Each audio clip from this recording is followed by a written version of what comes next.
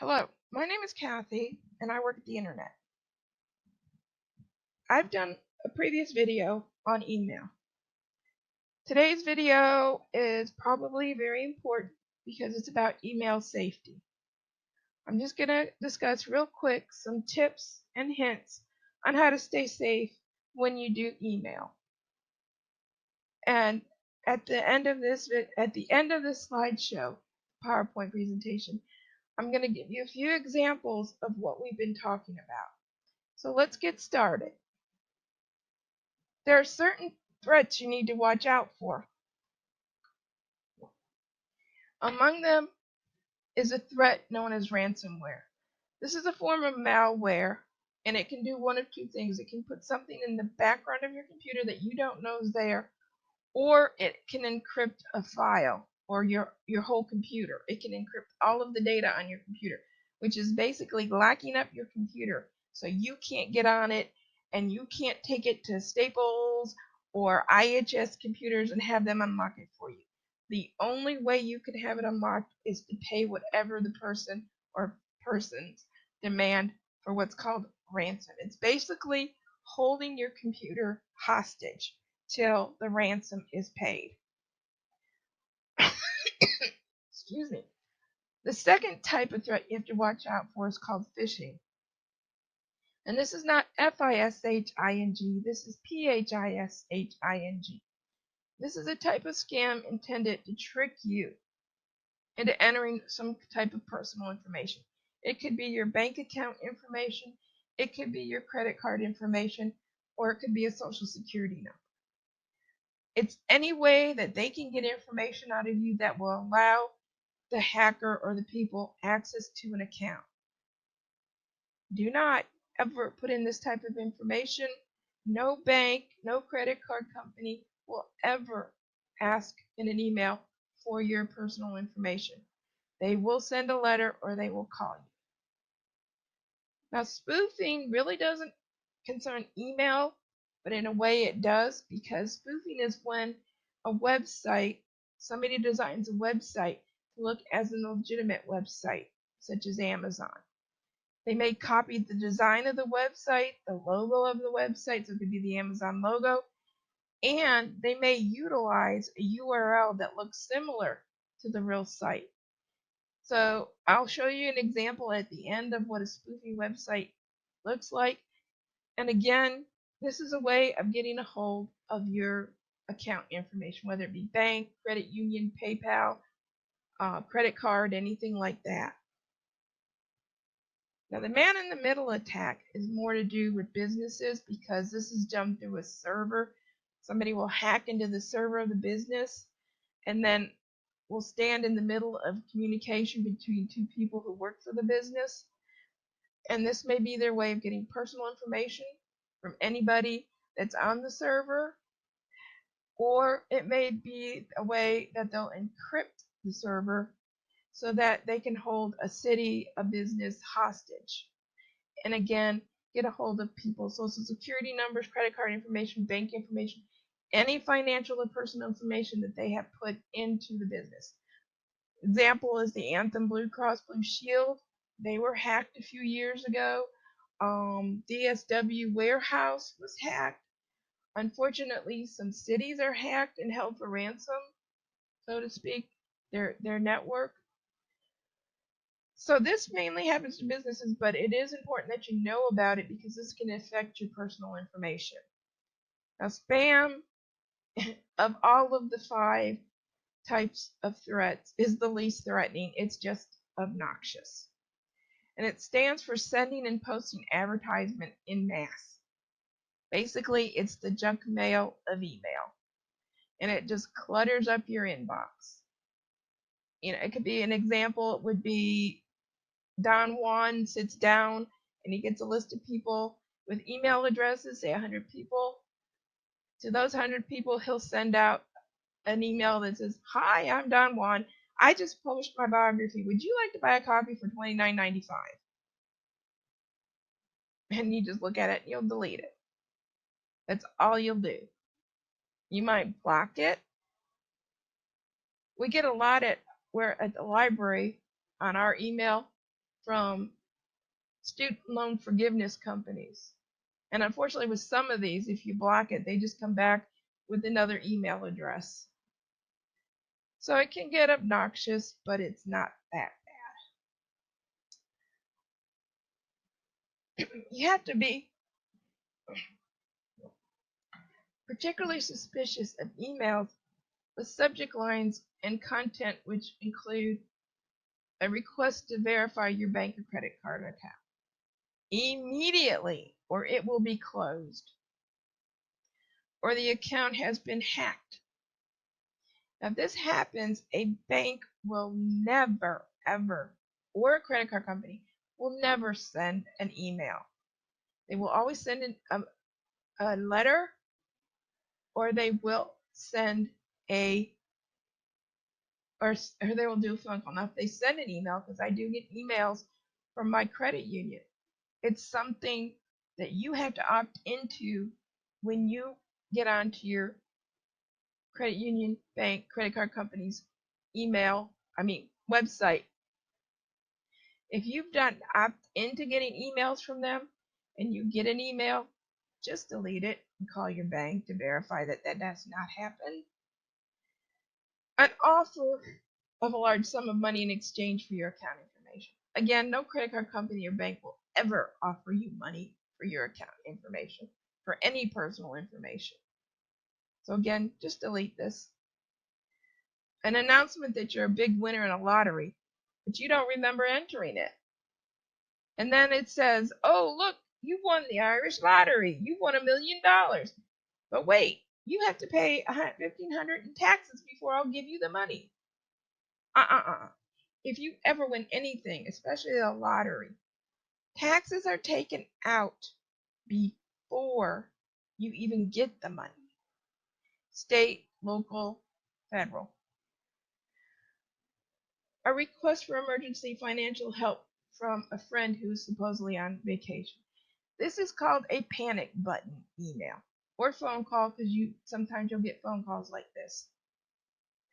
It could be something like, help, this is Aunt Jane. I'm in the hospital. I owe them $1,500 because I broke my leg and I have to pay for the x-rays and the cast. This is designed to send you in what's called panic mode. So what you have to do is take a deep, excuse me.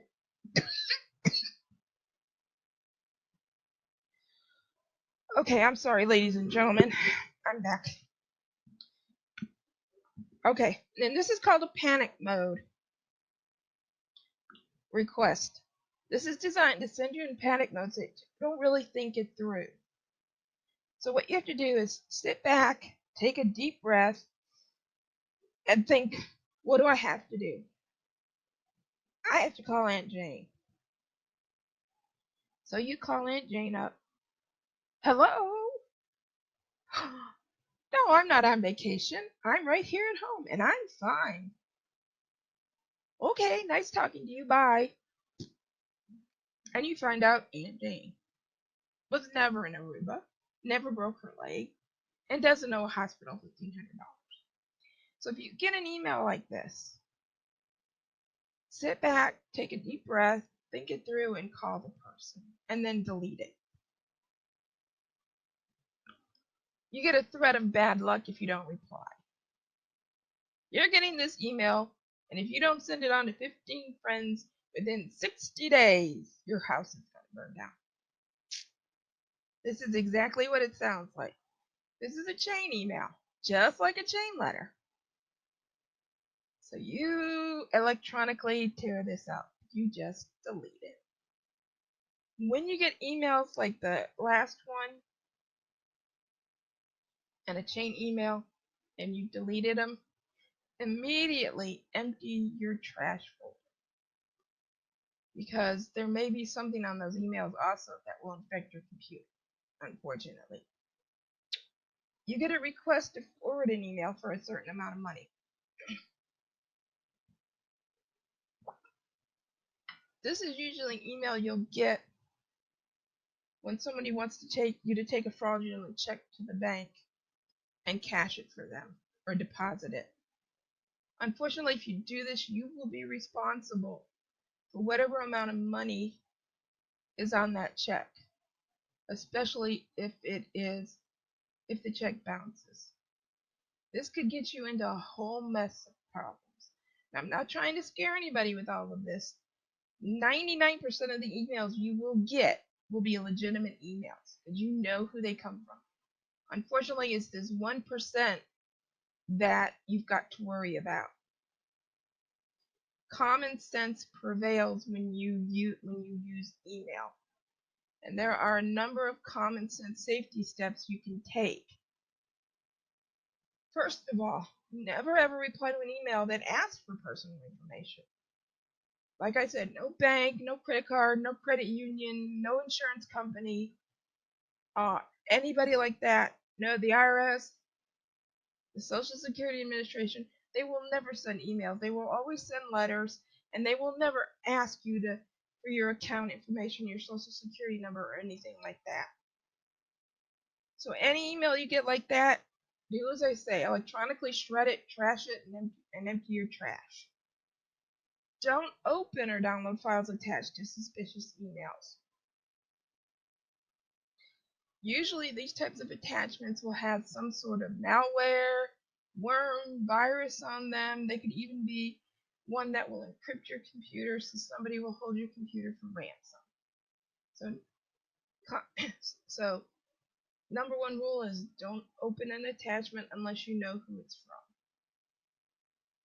Don't click on any links that appear in an email, especially if you don't know who it's from. Search the web for the subject line, because the subject line will usually be the company name. And I'll show you an example of what a phishing email looks like. If you think it's a hoax, other people may have reported it. You can always report an email that you think is suspicious to your local FBI office, the FTC, the local police, your local chamber of commerce, probably. I don't know about that. I'm not sure. But any the FTC, the FBI, local police are you can report suspicious emails to. Unfortunately, there might not be much they can do except give the rest of the community a heads up, but at least you've reported it and they can keep an eye on it. If it's a hoax, other people might have reported it. If you use a website like Snopes.com, that's SNOPES.com, it's a website that verifies stories and says whether they're true or false. Change your password regularly and keep it in a safe place. You can use a password vault, such as LastPass.com. And a password vault is exactly what it sounds like. It's a vault to keep your passwords in. LastPass.com, I use it, and you just put in LastPass.com. It's free. You register with a username and a password, and then it will open up.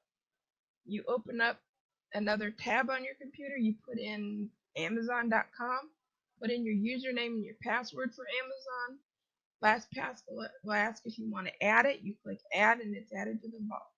Anything you add to the vault will be saved in the vault. You go to the vault, you open it up. You don't have to put in a password every time, and you don't have to put in a username every time. Everything is stored in one place. If you don't do that, do change your password regularly. Whatever you're comfortable doing. Some people do it every 90 days, some people do it every 60, some people do it once a year. And keep your passwords in a safe place. Always log out of an account, whether it be Amazon, your email. Just always log out so that if your computer, God forbid something happens to it, nobody can see what's in that account. And keep your virus protection up to date.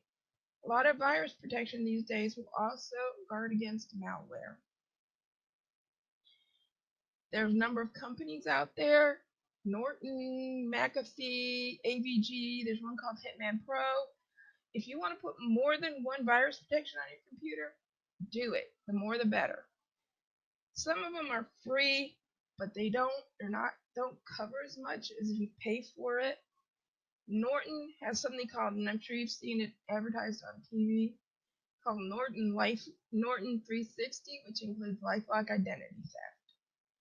It's up to you. Do your homework, look at them, compare them, and see which one you think would be best for you. All right, the last thing I want to show you are some examples. This one here is probably and most likely a phishing attempt. With PayPal and other financial institutions, like I said, will never ask for an account personal information. One of the ways to tell is to look at the domain name. If anything says service at PayPal, USA Bank, anything like that, that is not a correct domain name. Most financial companies will be what's called a .com, which stands for commercial.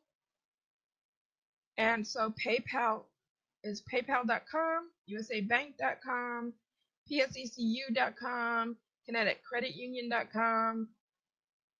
Never will they have service at. The other thing is you look at the subject and content. This has bad grammar.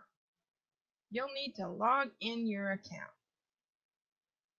It also says your account has been limited. Like I said before, any business that deals with financial will never, ever send an email. They will send you a letter or phone you. The other way to tell is if you hover over, you don't need to vacuum, but if you hover over the link that's in blue here, you'll get at the URL. This is not a correct URL. You don't want to follow this link. This is a man-in-the-middle attack. This is what a normal connection between a server and a computer will look like. So this is your server. This is your computer, and this is your server. Servers are used in business.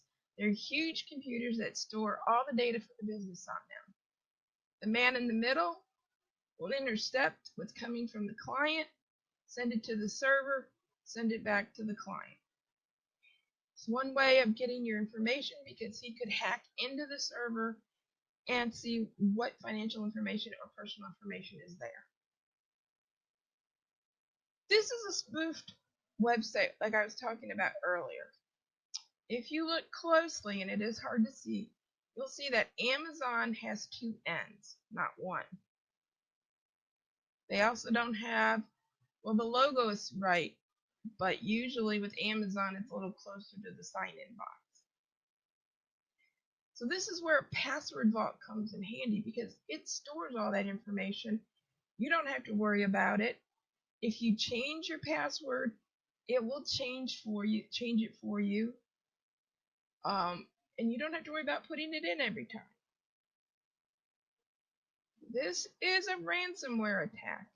Your personal files are encrypted. Please send 100 USD or 100 euro or a similar amount in another currency. Most of these ransomware attacks might want what's called Bitcoin, which is a cryptocurrency. Basically, it's just as it sounds. Cryptocurrency is just an electronic currency. There's no banknotes, there's no coins, there's nothing to trace. They may give you a time limit. They say that your data will be destroyed on September 8th, well, this is 2013, but 2020 at 5:52, and this is how much time you have left to get whatever the ransom is. Just like, unfortunately, a kidnapping of a person, but they've kidnapped your computer. Finally, this is spam. This is basically, and this is the lottery example, except this is Mark Zuckerberg telling you that he's going to give you $1,500,000, and he's going to give it to you and to randomly selected individuals worldwide, and that your email address was chosen online while searching at random. Kindly get back to me at your early convenience so I know your email address is valid. Email me, visit the webpage to know more about me, or you can Google me. Now, Mark Zuckerberg would never send an email like this. He would not give away money to an individual. He might give away money to a organization, but never an individual. So if you get an email like this and see it is in the junk folder, mail thinks this message is junk mail. It is junk mail. Nor would this show up. Mark Zuckerberg would not have a Gmail account. He probably has his own email account through Facebook. So be very skeptical and do like I said, electronically shred this, put it in your trash, empty your trash. And that's what it is, trash. Okay, this is just some of the examples that can happen with email threats. So stay safe, get yourself a password vault, investigate when you get a strange email, and if you don't even want to deal with it, electronically shred it, put it in your trash and delete it. Now, I'm not trying to scare anybody, and I hope I didn't scare you, because like I said, 99% of the time, you'll get an email that you know what it's about. It's that 1% of time where you have to stay safe. So stay safe and have fun. The next video I will do will be on the internet and what's on the internet, how to get on the internet. Have a nice day, and thank you for your time. We are springing into summer learning at the Chattahoochee Valley Libraries, and the program you just attended is one of the ways you can earn completions. Just go to cvlga.org and look for Spring into Summer Learning. You can register yourself and your family online, and then start reading and attending our online events. That's all you have to do. We're giving away weekly gift certificates, and every completion you make enters you into a grand prize drawing for tablets, games, gifts, and more. Remember, you have to register to win. cvlga.org, and we'll see you online again real soon.